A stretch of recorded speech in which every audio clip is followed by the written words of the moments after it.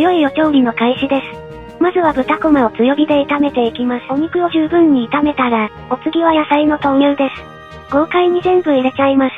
切ると随分な量だな。20分程度混ぜつつ煮ていくのですが、その間にご飯も炊いちゃいましょう。まずは吹きこぼれるまで強火にかけていきます。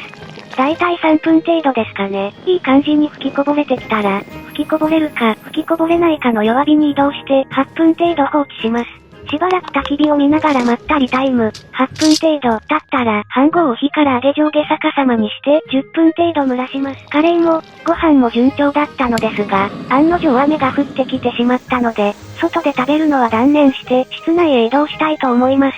入念に消火をして片付けます。